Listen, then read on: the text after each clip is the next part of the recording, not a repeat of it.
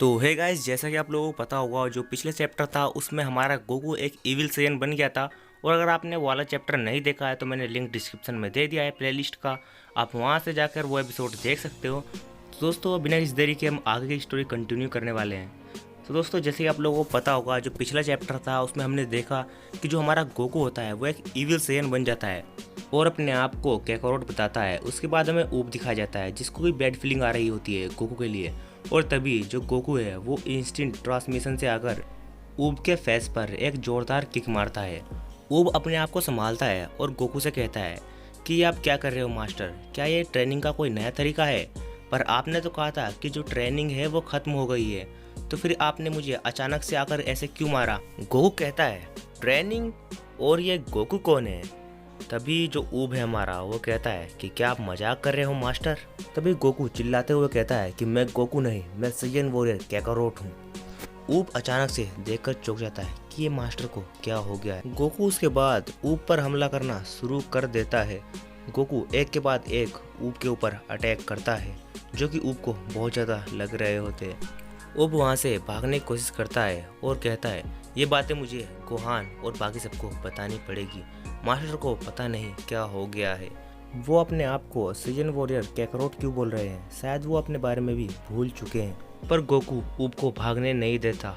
Goku ऊब के शरीर के आर पार एक लेजर बीन से अटैक करता है, जिससे ऊब बहुत ज़्यादा जख्मी हो जाता है और वहीं पर गिर जाता है। गोकू ऊब से कहता है, सीरियसली क्या तुमको ऐसा लगता है कि तुम मुझसे बचकर भाग सकते हो? ऊब को समझ आ जाता है कि भागना बेकार है, अगर वो भागने की कोशिश करेगा तो वो मरेगा। गोकू ऊब से कहता है, तुम बिल्कुल एक शिकार की तरह भाग रहे हो और मैं तुम्हें एक शिकार की तरह ही मारूंगा। ऊब के कंधे पर से बहुत ज़्यादा ब्लड निकल रहा होता है। ऊब गोकू के साथ फाइट करने के लिए आगे बढ़ता है। तभी गोकू ऊब के ऊपर एक कामेहामेहा अटैक कर देता है, पर ऊब उस अटैक से बच जाता है और गोकू के पीछे आकर गोकू के ऊपर एक की ब्लास्ट अटैक कर देता है, जिससे गोकू बच जाता है और कहता है, कितना कमज़ोर अटैक था। ऊब को भी धीरे धीरे समझ आने लगता है कि शायद ये उस वजह से हुआ होगा। जब ऊब ने गोकू के सर पर अटैक किया था तो उसके बाद से ही गोकू अजीब सा रिएक्ट कर रहा है और वो अपने आप को कैकारोट एक्सेप्ट कर रहा है। ऊब कहता है, गोकू।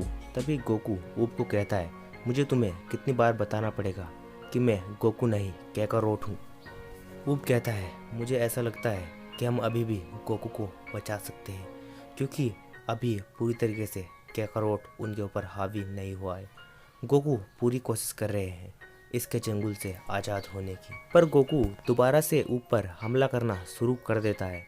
गोकू ऊब को एक बहुत ज़ोरदार किक मारता है, जिसको ऊब डॉज कर लेता है। ऊब कहता है, सच में गोकू के अटैक्स जानलेवा है। गोकू ऊब से कहता है, तुम्हारे साथ लड़ना एक वेस्ट ऑफ टाइम है, जितना मैंने सोचा था तुम उससे भी बहुत ज़्यादा कमज़ोर हो, तो अब तुम्हें मिट्टी में मिलाने का समय आ गया है ऊब। ऊब कहता है, क्या मैं मरने वाला हूँ? और फिर ऊब गुस्से में आकर अपने आप को बहुत ज़्यादा पावर अप करने लगता है। ऊब के अंदर जितना भी पोटेंशियल होता है वो बाहर आने लगता है। ऊब का पावर लेवल बहुत ज़्यादा बढ़ जाता है और चीज़ को देखकर गोकू भी काफ़ी हैरान हो जाता है। गोकू कहता है, जब तुम्हारा खेल खत्म होने वाला होता है तभी तुम अपना ये रूप दिखाते हो। तभी ऊब कहता है, अब मैं बहुत ज़्यादा एक्साइटेड हूँ।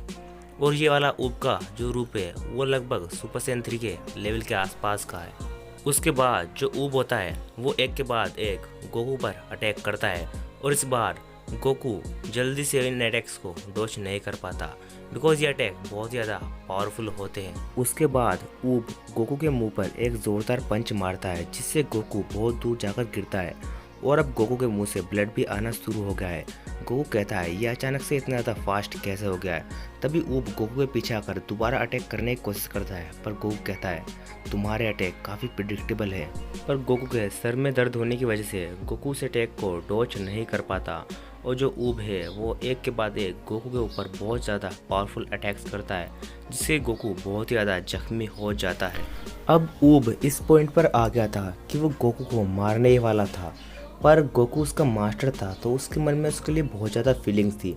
उसको वही पुराने पल याद आते हैं जब वो गोकू के साथ ट्रेनिंग कर रहा था और उसको गोकू काफ़ी ज़्यादा पसंद है, तो इसलिए वो अपने इमोशंस के झांसे में आ जाता है और गोकू को छोड़ देता है। गोकू हंसते हुए इस पॉइंट का फायदा उठाता है और ऊब के पेट में बहुत जोरदार पंच मारता है। ऊब रोता रोता उन पंच को सहता है और ऊब चाहता तो यहाँ पर गोकू को मार सकता था, पर गोकू के साथ जो उसने पल बिताए थे वो उसको नहीं भूल सकता। उसके इमोशंस ने उसे रोक लिया था। गोकू का वो पंच इतना ज़्यादा पावरफुल था कि ऊब के पेट से ब्लड आने लगता है और ऊब नीचे आकर गिर जाता है। गोकू कहता है कि हाँ, तुम बहुत ज़्यादा स्ट्रॉन्ग थे, पर जो तुम्हारा दिमाग है वो बहुत ज़्यादा कमज़ोर है। तुम चाहते तो मुझे हरा सकते थे, पर तुम्हारी बेवकूफ़ी ने तुम्हारा ये हाल कर दिया। तभी वहाँ पर वेजिटा की एंट्री होती है और वेजिटा नीचे पड़े हुए ऊब को देखता है और उसके लिए काफ़ी ज़्यादा सैड महसूस करता है और कहता है, ये तो वही है ना माजिन बू का रिकारनेशन।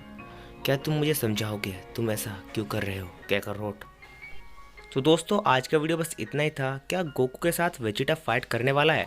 दोस्तों जानने के लिए नेक्स्ट चैप्टर जरूर देखना और दोस्तों लाइक शेयर सब्सक्राइब जरूर कर देना। एंड आप लोग बताओ आपको ये वीडियो अच्छा लगा है कि बेकार। एंड बस by the way thanks for watching this video and channel पर आने के लिए शुक्रिया।